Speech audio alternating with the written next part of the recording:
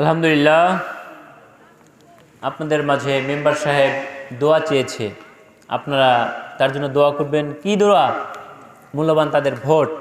যদি যোগ্য মনে হয়, যদি আপনাদের কাছে যোগ্য মনে হয়, অবশ্যই তাকে আপনাদের মূল্যবান ভোট দিয়ে তাকে জয়যুক্ত করবেন ইনশাআল্লাহ। আলহামদুলিল্লাহ, আমাদের মেম্বার পদপ্রার্থী এই মাহফিলের জন্য অর্থাৎ আমাদের এই মসজিদের উন্নতিকল্পে 10,000 টাকা দান করেছে। বলুন আলহামদুলিল্লাহ। লিল্লাহে তাকবীর, লিল্লাহে তাকবীর। আল্লাহ রাব্বুল আলামিন কাল কিয়ামতের ময়দানে এই বান্দাদেরকে 5টি প্রশ্ন করবেন। জোরে বলেন কয়টা? ঘুমাচ্ছেন যে আপনারা? কয়টা? একটা আওয়াজে বলেন কয়টা? আল্লাহ রাব্বুল আলামিন ওই কঠিন কাল কিয়ামতের ময়দানে বান্দাদেরকে 5টি প্রশ্ন করবেন।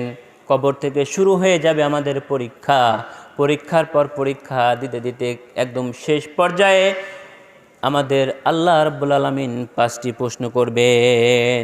আমরা সব সময় প্রশ্নের উত্তর দিয়ে আসছি, ফেরেশতারা আমাদের প্রশ্ন করছেন, কবরের মধ্যে প্রশ্ন করছেন, মান রব্বুকা, তোমার রবকে, ওমান নবিউকা, তোমার নবীকে, ওমান দিনুকা, তোমার দিনকে, দিন কি। আমরা এক পর্যায়ে সমস্ত পরীক্ষাগুলো শেষ করে কিয়ামতের ময়দানে যখন হাজির হব, ওই কিয়ামতের ময়দান হবে এত ভয়াবহ, যেদিন মা তার সন্তানকে ভুলে যাবে, যেদিন বাবা তার ছেলেকে চিনবে না, যেদিন পানের বিবিও তার স্বামীকে ভুলে যাবে, যেদিন আমাদের এত অর্জিত সম্পদগুলি কোনো কাজে আসবে না, ওই কঠিন কিয়ামতের ময়দানে আল্লাহ রাব্বুল আলামিন আমাদেরকে 5টি প্রশ্ন করবেন। ওই কিয়ামতটা এত ভয়াবহ, এত ভয়াবহ, এত ভয়াবহ হবে, সূর্যটা মাথার উপর দণ্ডায়মান। কেউ বলেছে আধো বিগত, কেউ বলেছে 6 ইঞ্চি, কেউ বলেছে 1 ফিট। এমন পর্যায়ে ওই সূর্যটা দণ্ডায়মান থাকবে, মাথার মগজগুলি টকবক করে ফুটতে থাকবে, যেমনিভাবে ভাতের মারগুলি টকবক করে ফুটতে থাকে। মাথার মগজগুলি গলে গলে চোখ দিয়ে, কান দিয়ে, নাক দিয়ে বেয়ে বেয়ে পড়বে, জিহ্বাটা গলে নাভিস্থল পর্যন্ত গলে যাবে। মানুষ কাঁদতে কাঁদতে চোখের পানি শেষ হয়ে যাবে, চোখ থেকে রক্ত ঝরা শুরু করে দিবে। ওই কঠিন কিয়ামতের ময়দানে আল্লাহ রাব্বুল আলামিন আমাদের কয়টি প্রশ্ন করবে? কয়টি প্রশ্ন করবে? মনে রাখবেন কিন্তু, আল্লাহ রাব্বুল আলামিন আমাদেরকে 5টি প্রশ্ন করবেন। বিশ্বনবী বলেন, এই 5টি প্রশ্নেরও সঠিক উত্তর না দেওয়া পর্যন্ত বান্দাদেরকে ওই কিয়ামতের ময়দান থেকে এক চুল এদিক সেদিক নড়তে দেওয়া হবে না, যেতে দেওয়া হবে না। প্রথম নাম্বার প্রশ্ন করবেন, ওই বান্দা, বলো বলো বলো, আমি যে তোমাকে সৃষ্টি করেছি, একটা জীবন দিয়েছি, ওই জীবনটা তুমি কিভাবে শেষ করেছো? এই যে আমাদের একটা জীবন আছে, এই জীবনটা আমরা কিভাবে শেষ করেছি, এর হিসাব আমাদেরকে দিতে হবে। আমাদের এই জীবনটা আমরা কিভাবে শেষ করেছি, এর হিসাব আমাদেরকে দিতে হবে। কিভাবে শেষ করেছি? আপনি আপনার নফসটাকে প্রশ্ন করে দেখেন, বিবেকটাকে প্রশ্ন করে দেখেন, চক্ষুটাকে বন্ধ করে দেখেন, গভীর রাতে আপনি আপনার নিজে প্রশ্ন করে দেখেন, আপনি আপনার এই জীবনটা কিভাবে শেষ করেছেন। যদি আপনার জীবনটা শেষ হয়ে যায় এইভাবে, আমার এই জীবন থেকে শুরু করে মৃত্যুর আগ পর্যন্ত আমার এই জীবনটা ইসলামের জন্য ব্যয় করেছি, আমার এই জীবনটা মজলিস দ্বীনি আলোচনার জন্য শেষ করেছি, আমার এই জীবনটা মসজিদে নির্মাণের জন্য শেষ করেছি, আমার এই জীবনটা মাদ্রাসা নির্মাণের জন্য শেষ করেছি, ভালো ভালো কাজের জন্য শেষ করেছি। এরকম যদি আমার আপনার জীবনটা শেষ হয়ে যায়, তবেই ফেরেশতারা আমাদের ওয়েলকাম, স্বাগতম জানাবে, আল্লাহ রাব্বুল আলামিন আমাদের সাকসেস হিসেবে গণ্য করে দেবেন। কথা বলেন ঠিক কিনা? আর যদি আমাদের জীবনটাকে একদম শয়তানের পথে যদি দিয়ে দেই, যদি আমাদের জীবনটাকে ওই শয়তানের পথে যদি দিয়ে দেই, অর্থাৎ বোম্বে সিরিয়ালের নায়কদের মতন যদি আমাদের লাইফস্টাইল করে ফেলি, যদি চুল কাটিং যদি সেইভাবে যদি করি, আমাদের জীবনটাকে যদি সেইভাবে করি, আমাদের পোশাক পরিচ্ছদ যদি নায়কদের মতন করি, শয়তানের পথে যদি আমাদের লাইফটাকে শেষ করে দেই, তাহলে আমরা কি হয়ে যাব? ব্যর্থ হয়ে যাব। কথা বলেন ঠিক কিনা? ওই কঠিন কিয়ামতের ময়দানে এই প্রশ্নটা আমাদের দিতে হবে, এই প্রশ্নের উত্তর আমাদেরকে দিতে হবে। 2 নাম্বার প্রশ্ন হলো, আল্লাহ রাব্বুল আলামিন বান্দাদেরকে 2 নাম্বার প্রশ্ন করবেন, ও বান্দা বলো বলো বলো, তুমি তোমার ওই জীবনের মধ্যে সবচাইতে একটা গুরুত্বপূর্ণ সময় ছিল, ওই সময় অর্থাৎ ওই যৌবনকালটা তোমরা কিভাবে শেষ করেছো? আমাদের এই যৌবনকালটা আমরা কিভাবে শেষ করেছি, এর সঠিক উত্তর আমাদেরকে দিতে হবে। কথা বলেন ঠিক কিনা? আমাদের এই যৌবনকালের হিসাব আমাদের সবচেয়ে আগে ধরবেন। আল্লাহ রাব্বুল আলামিন আমাদেরকে বলবেন, ও বান্দা, আমি যে তোমাকে একটা সময় দিয়েছিলাম, যৌবনকাল দিয়েছিলাম, এই যৌবনকালটা তুমি কিভাবে শেষ করেছো? এই উত্তর দেওয়া যাবে তো? দেওয়া যাবে? বন্ধুরা আমার, যৌবনকালের ইবাদত আল্লাহ রাব্বুল আলামিনের কাছে সবচাইতে বেশি প্রিয় হয়ে যায়, সবচাইতে বেশি গ্রহণযোগ্য হয়ে যায় যৌবনকালের ইবাদত। উদাহরণ দিলে বুঝতে পারবেন। একজন ডিফেন্সের চাকরি করা সেনাবাহিনী যৌবনকালে তার যৌবনটা শেষ করে দেয় সেনাবাহিনীর কাজে। কথা বলেন ঠিক কিনা? দেশের কাজে তার সময়টা ব্যয় করে দেয়। দেশের কাজে সময়টা ব্যয় করার পর যখন তার সময় শেষ হয়ে যায়, অর্থাৎ রিটায়ার্ডের সময় আসে, অবসরের সময় আসে, তখন তাকে অবসর দিয়ে দেয়, দেয় কি না? যখন বার্ধক্যে চলে আসে, যখন তার সময়টা শেষ হয়ে যায়, তখন তাকে কি করে দেয়?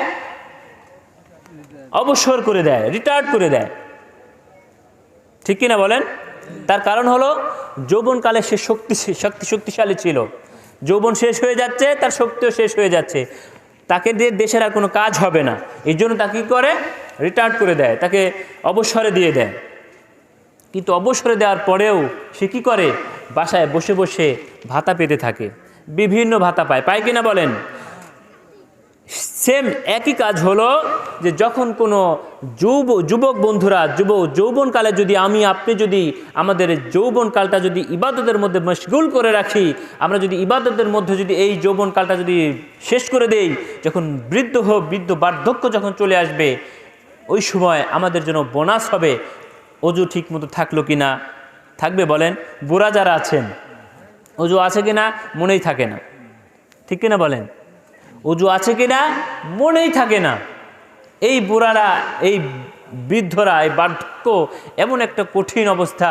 হুজুরে পাক সাল্লাল্লাহু আলাইহি সাল্লাম বলেছেন, সাহাবা আজমাইনদের নিয়ে বসেছিলেন, এমন এক পর্যায়ে বলতেছে যে যারা বুড়া আছে, যারা বার্ধক্য আছে, তারা জান্নাতে যাবে না। তারা কি করবে? তারা জান্নাতে যাবে না। কথাগুলো বুঝতেছেন? যারা বুড়া আছে তাদেরকে বলতেছে যে বুড়ারা কখনোই জান্নাতে যাবে না। পাশে একজন বয়স বৃদ্ধ সাহাবা হাউমাউ করে কন্দন শুরু করে দিলেন, ইয়া রাসূলুল্লাহ, ইয়া হাবিবাল্লাহ, তাহলে আমার কি হবে? আমি তো অনেক বৃদ্ধ হয়ে গেছি, আমার কি হবে?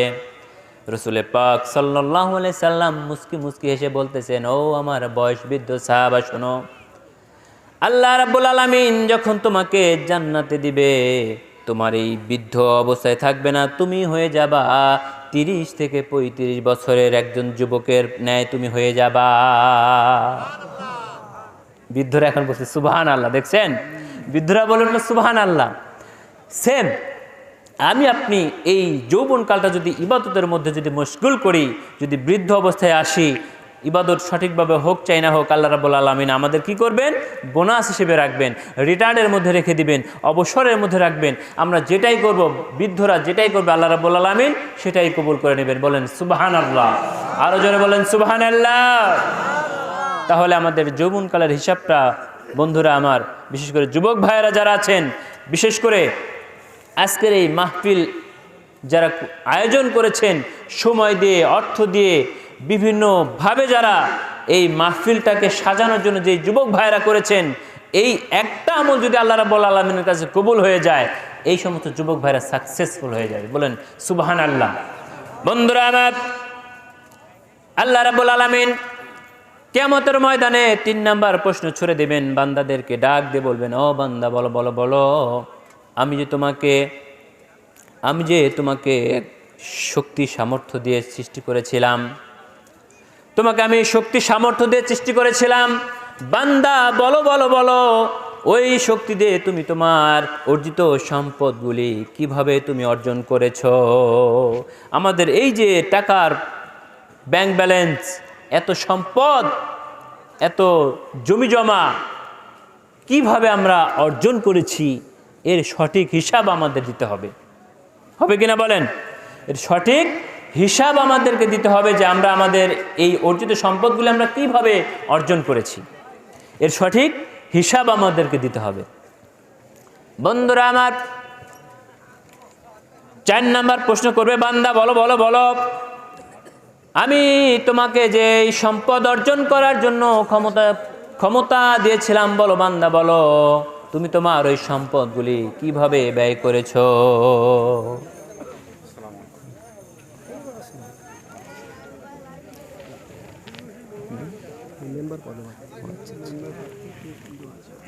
কিছু বলবে? সম্মানিত উপস্থিতি, আমাদের মাঝে মেম্বার পদপ্রার্থী, মাশাআল্লাহ, মনটা ভরে গেছে। তার প্রথম লেবাস হলো সুন্নাতি লেবাস। আল্লাহ রাব্বুল আলামিন সুন্নাতি, যে সুন্নাতি আইটেম পাওয়া যায়, বলেন এরকম মেম্বার পদপ্রার্থী পাওয়া যায়? আল্লাহ রাব্বুল আলামিন আমার ভাইটাকে মেম্বার হিসেবেই কবুল করুক, বলুন আমিন।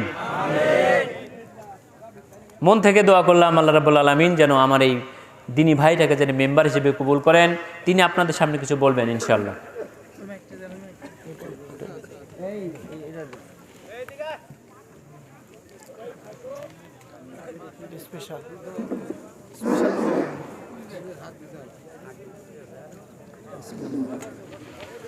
আসসালামু আলাইকুম ওয়া রাহমাতুল্লাহি ওয়া বারাকাতুহু। আমার নাম মোহাম্মদ জাহাঙ্গীর সরকার। আমার বাড়ি পাকালিয়া, ইটালিয়ানে 1 নম্বর ওয়ার্ড। আমি মেম্বার পদপ্রার্থী। আমি আপনাদের কাছে দোয়া চাই, আপনারা সবাই আমার জন্য দোয়া করবেন এবং আমি আপনাদের জন্য দোয়া করব। এগুলি আমার বক্তব্য শেষ করছি এবং আমারও সবার কাছে আমি দোয়া চাচ্ছি, আপনারা আমার জন্য দোয়া করবেন।